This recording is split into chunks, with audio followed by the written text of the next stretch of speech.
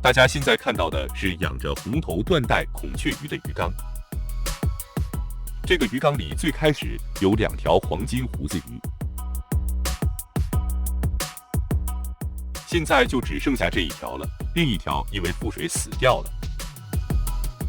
理论上，这种大小的胡子鱼并不容易死。分析原因，应该是吃了太多沉在水底的高蛋白鱼食。反思后发现，给鱼喂食的过程中确实存在问题，看下具体情况。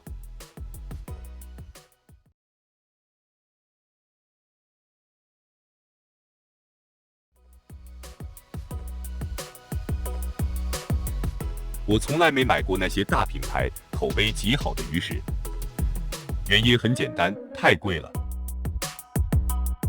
喂的鱼食大多数都是朋友提供的，当然也不能一直白要，礼尚往来的事儿。感觉上这种鱼食的营养上还真不错，不过也存在问题，颗粒太大，需要压碎了再喂，更严重的是下沉速度过快。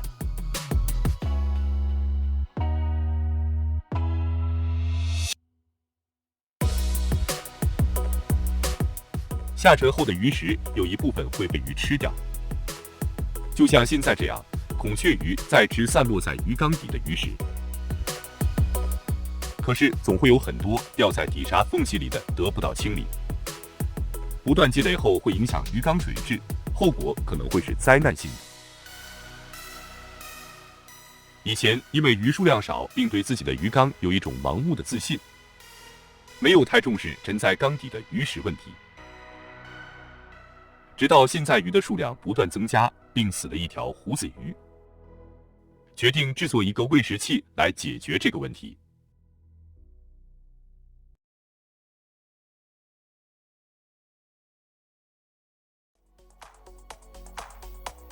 喂食器由上下2部分组成，现在看到的是下面所用到的材料：1块长20公分、宽10公分的塑料板，3根和塑料板长宽相匹配的塑料护脚。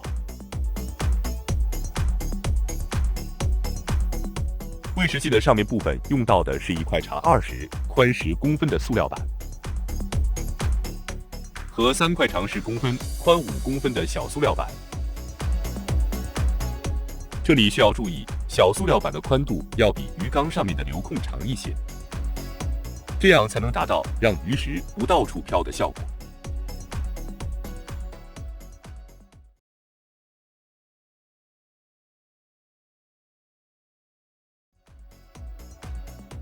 组装喂食器的下面部分，用胶将塑料板和塑料护脚粘在一起。选材上有失误，胶是按强力瞬间粘接不发白买的。事后发现，这破胶水还不如我原有的胶水好用。塑料护脚更是离谱，不成直角并有扭曲变形，这样做起来很费劲，心情也变得很糟糕。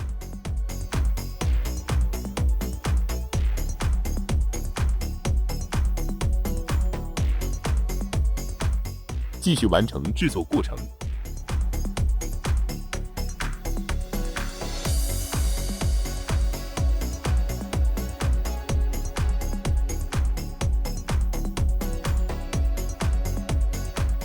喂食器的下面制作完成，它相当于一个托盘，作用是接住大部分沉下来的鱼食。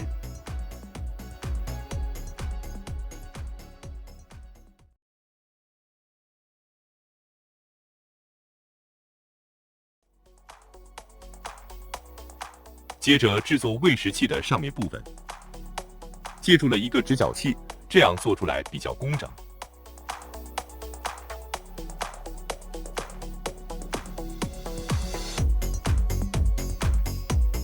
依次粘接其余部分。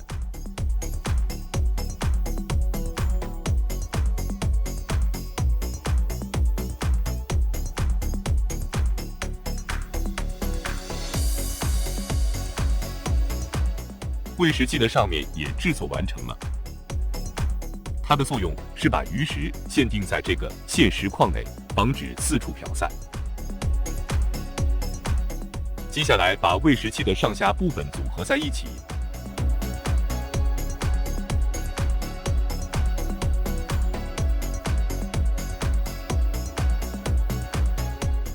这里加了一条塑料护角，加大上下部分的粘接面积。粘接在一起后，喂食器就制作完成了。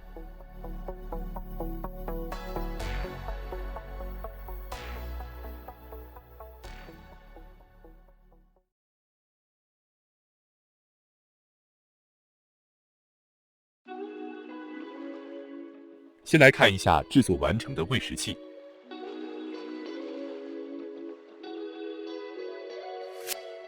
鱼食从上面投入，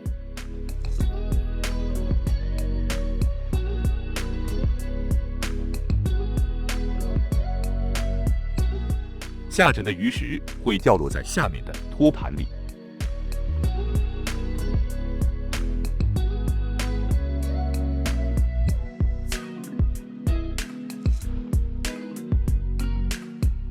来验证一下喂食器的使用效果。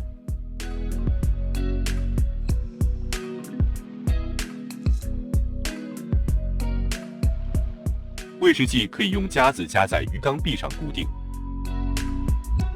喂食器的现实框下端要在水面以下。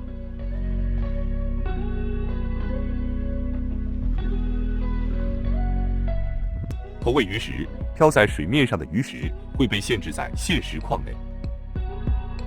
下沉的会掉落在托盘里，不会沉到缸底。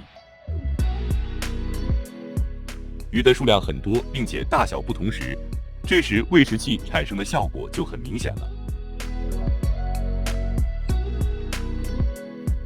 不过这次制作的喂食器还存在缺陷，现有的材料有限，喂食器整体上做的有点小了。特别是现实框过小，应该只比下面的托盘小一点点才对。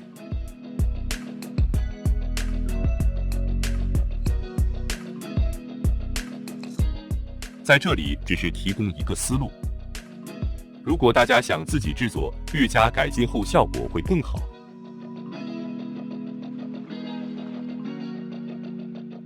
另外，比如方形塑胶桶、塑料盒等物品，去除一些部分并修整后，也可以当成喂食器使用。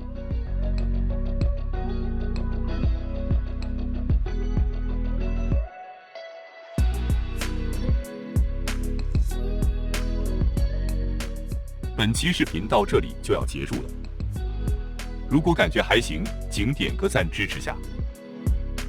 山高水长，天涯未远，咱们下次再见。